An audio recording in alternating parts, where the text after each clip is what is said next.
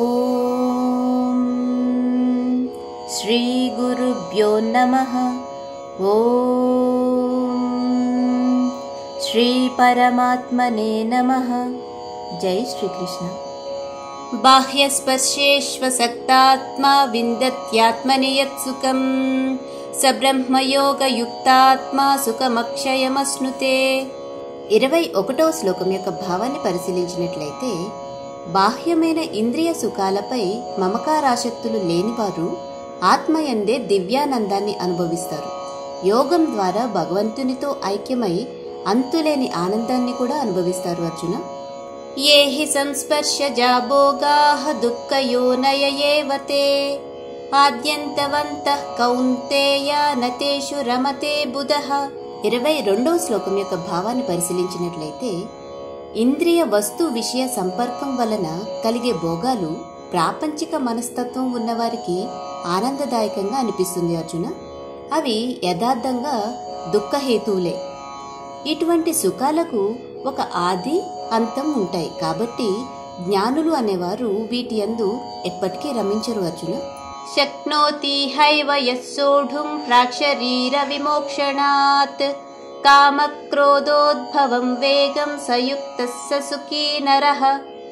23వ శ్లోకం యొక్క భావాన్ని పరిశీలించినట్లయితే, ఈ శరీరమును విడిచిపెట్టక ముందే ఎవరైతే కామక్రోధ శక్తులను నియంత్రణ చేయగలరో వారు యోగులు, మరియు వారు మాత్రమే నిజమైన సుఖ సంతోషములు కలిగి ఉంటారు. అర్జున, యోంతస్సుకోంతరారామస్తతోంతర్జ్యోతిరేవయః సయోగి బ్రహ్మ నిర్వాణం బ్రహ్మభూతోధిగచ్చతి.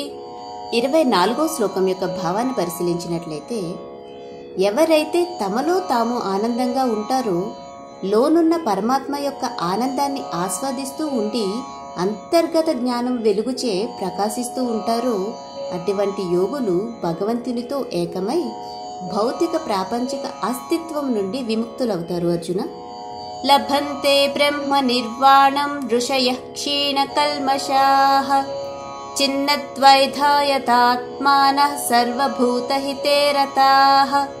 25వ శ్లోకం యొక్క భావాన్ని పరిశీలించినట్లయితే, ఎవరి పాపములు నశించినవో, ఎవరి సందేహాలన్నీ నిర్మూలింపబడినవో, ఎవరి మనస్సులు క్రమశిక్షణతో ఉన్నవో, ఎవరైతే సమస్త ప్రాణుల సంక్షేమం కోసం నిమగ్నమై ఉంటారో, అట్టి పవిత్రమైన వ్యక్తులు భౌతిక జగత్తు నుండి విముక్తి పొంది భగవంతుని పొందుతారు. అర్జున, కామక్రోధ వియుక్తానాం యతీనాం యతచేతసాం అభితో బ్రహ్మ నిర్వాణం వర్తతే విదితాత్మనాం.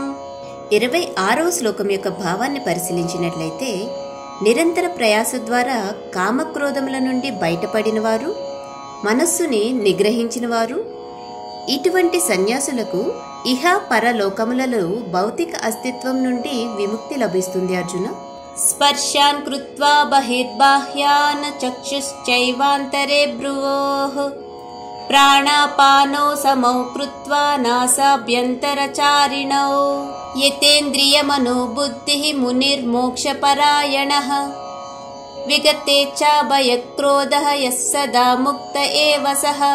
27, 28 శ్లోకాల యొక్క భావాలను పరిశీలించినట్లయితే, అన్ని బాహ్యమైన భోగ విషయముల తలంపులను త్యజించి దృష్టి కనుబొమ్మల మధ్యనే కేంద్రీకరించి నాసికారంధ్రములలో లోనికి వచ్చే మరియు బయటికి వెళ్లే గాలిని సమయముగా నియంత్రించి, ఈ విధంగా ఇంద్రియ మనోబుద్ధులను నిగ్రహించి కామ క్రోధ భయరహితుడైన ముని సర్వదా మోక్షస్థితి యందే నివసిస్తూ ఉంటారు. అర్జున, భోక్తారం యజ్ఞ తపసాం సర్వలోకమహేశ్వరం సుహృదం సర్వభూతానాం జ్ఞాత్వా మాం శాంతిమృచ్చతి.